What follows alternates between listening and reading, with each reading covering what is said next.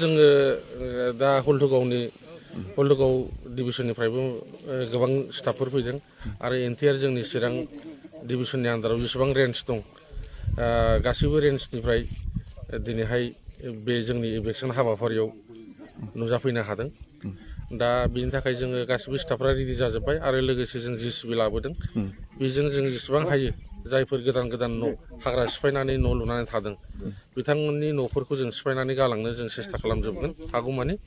दा बेखिनिखौ जों रेडि जाबाय ओरैनो मा मोनबेसे गामि सिफायनाय जागोन मा एरिया गोलैयो बे जेनेबा ओरैनो बियो अदालगुरियाथ' एफआरए मोनबाय मोनसे समाव एफआरए मोनबाय बेजों नांजाबनाय बे जायनाखि बे मैखोम हाग्रामोन बे हाग्रायावनो दा गोदानै इनक्रस जानानै दङ मानसिफ्रा दा बेहायनो जोङो दिनैहाय बे कालबारि 1 नाम्बार 2 नाम्बार हांसो बाहान्दार आप टु जोङो माबासिम गोबोरखिसिम खालामलांगोन हागौमानि आरो बेयाव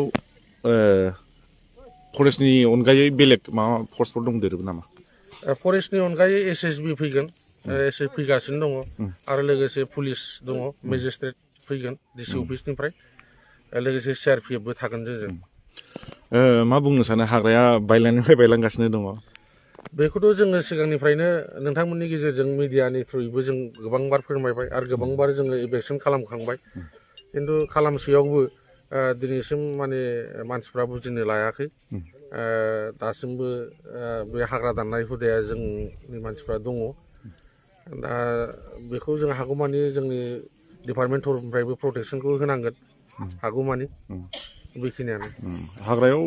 गोदानै सिफायनानै हाबबाय थानाय माखासे मानसिफोरखौ मा बुंहरनो सानो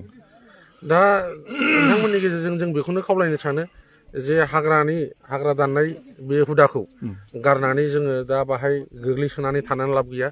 दा माने जुगा गोबां एडभान्स जालांबाय जोङो मोजां जायगायावसो थानांगौ मोजां जायगायाव थानानै मोजां इडुकेसन गथ' गथायनो होनो सेस्था खालामनांगौ दा बे हाग्रा ओनसोलाव ना लामा दं ना स्कुल दं ना जानाय लोंनायनि मोजां बेबस्था जायो बाहाय गोग्गो देहाबो जों मोननो हाया लोगोसे जानाय लोंनायनि सासे धोनि मानसिबो जों बेहाय जाजोबनो हाया फारसेथिं गथ' गथायनि इडुकेसननि फारसे बेथ' एखेबारे खोमसिखा दा बेखायनो आं खावलायनो सानो जे बेफोरबायदि हुदाखौ गारनानै जिहेतु मोनसे जोंनि सम्पद मिथिंगायारि सम्पद नङाबा मिथिंगायारि सम्पदजों लोगोसे मानसिनि जिउजों जोबोद खाथि सोमोन्दो दं जिहेतु मिथिंगायारि गैयाब्ला जोङो थांनानै थानो हाया जिहेतु बेखायनो मिथिंगाखौ मोजाङै लाखिनायखौ बयखौबो मदद होनो थाखाय आं खावलायो